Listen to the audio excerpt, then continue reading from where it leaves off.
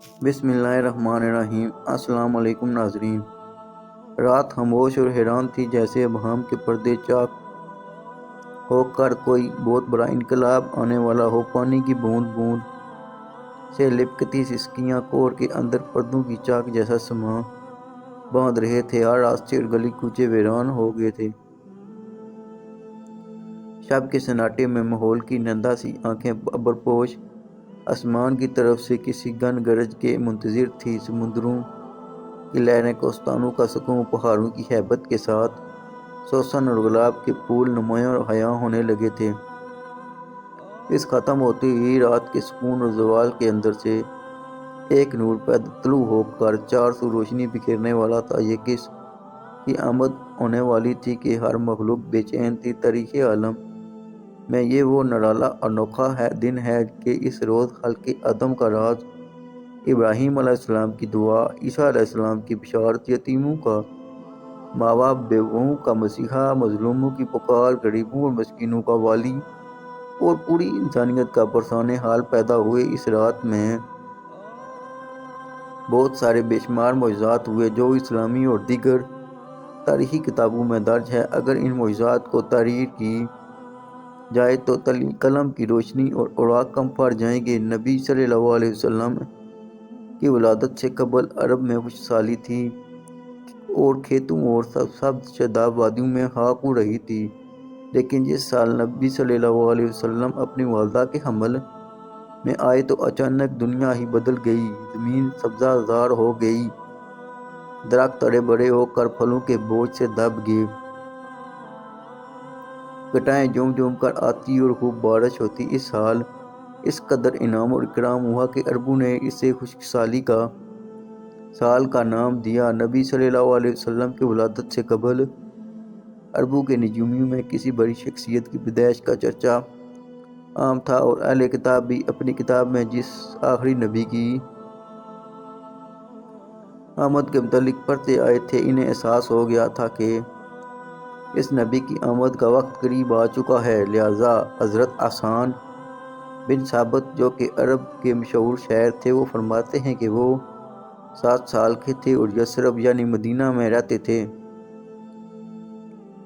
کہ اچانک ایک دن ایک یہودی کو ایک بلند مقام پر چیختے ہوئے سنا۔ وہ کہہ رہا تھا کہ ہے یہودیوں، آج رات احمد کا ستارہ طلوع ہو چکا ہے جس میں وہ پیدا ہوگا۔ اس طرح کے بہت سارے واقعات عربوں کی تاریخی کتابوں میں ملتے ہیں، جس سے پتہ چلتا ہے کہ حضور صلی اللہ علیہ وسلم کے ولادت کے سال ہی لوگوں کو یہ احساس ہو گیا تھا کہ وہ عظیم ہستی کی تشریف آوری بہت قریب ہے، جو دنیا کی تاریخ کو بدل کر رکھ دیں گے۔ نبی صلی اللہ علیہ وسلم کی والدہ نے آپ کی ولادت کے قریب ایک خواب دیکھا۔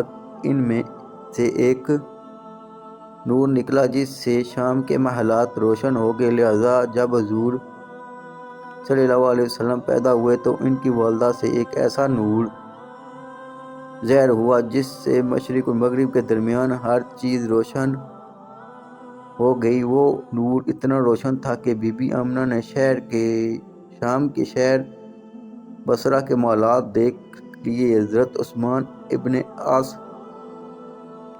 رضی اللہ تعالیٰ عنہ سے روایت ہے کہ میری والدہ نے بتایا کہ میں اس رات حضرت آمنہ کے پاس تھی جس رات نبی کی ولادت ہوئی۔ میں گھر میں ہر طرف روشنی اور نور پاتی اور محسوس کرتی، جیسے کہ ستارے قریب سے قریب تر ہو رہے ہیں، یہاں تک کہ مجھے گمان ہوا کہ کیا آج میرے اوپر گر پڑیں گے۔ جب آپ کی ولادت ہوئی تو خانہ کعبہ نور سے منور ہو گیا اور ستارے زمین کے قریب ہو گئے۔ فرشتوں نے آہستہ اور اونچی آواز سے اعلان کیا، جبرائیل علیہ السلام بشارت لائے، اور عرش خوشی سے جھوم اٹھا۔ حوریں اپنے محلات سے نکل آئیں اور عطر نشاور کرنے لگیں۔ بی بی آمنہ کے گھروں میں ادنیٰ سے پرندے بھی بھیج دیے گئے جو اپنی ان چونچوں کے ذریعے موتی بکھیر رہے تھے۔ بی بی آمنہ کے ارد گرد فرشتے کھڑے ہو گئے اور انہوں نے اپنے پروں کو پھیلا دیا۔ بحر و بر کی ہر مخلوق تسبیح کرنے لگی۔ اور امام کائنات کی آمد میں جو مٹھی مشرق کے چرند و پرند مغرب کے جانوروں کے پاس مبارکباد لے کر گئے، اور یہی عمل آبی جانوروں نے کیا۔ نبی صلی اللہ علیہ وسلم کی ولادت سے کفر کے ایوانوں میں بھی ہلچل مچ گئی۔ نبی کے والد محترم حضرت عبداللہ آپ کی ولادت سے قبل ہی انتقال کر چکے تھے۔ آپ کے دادا عبد المطلب نے جب پوتے کی ولادت کی خبر سنی تو کعبہ میں جا کر سجدہ ریز ہو گئے اور اس نعمت پر خدا کا شکر ادا کیا۔ اسی وقت آپ نے یہ منظر دیکھا کہ کعبہ کے ارد گرد موجود تمام بڑے بت، لات، اجزا، مینات، حبل سب منہ کے بل الٹ گئے اور زمین پر گر پڑے۔ دوسری مذہبی کتابوں میں اور خصوصاً زرتشتیوں کی تاریخی کتابوں میں بھی موجود ہے کہ اس رات دنیا کے تمام بت گر گئے۔ حضور کی ولادت کی رات کسرا کے محل میں زلزلہ آ گیا اور اس کے 14 کنکڑے گر پڑے۔ بحیرہ طبریہ کا پانی خشک ہو گیا۔ فارس کے آتش کدوں کی آگ بجھ گئی جو 1000 سال سے مسلسل جل رہی تھی اور ایک لمحے کے لیے بھی اسے بجھنے نہیں دیا گیا تھا۔ آتش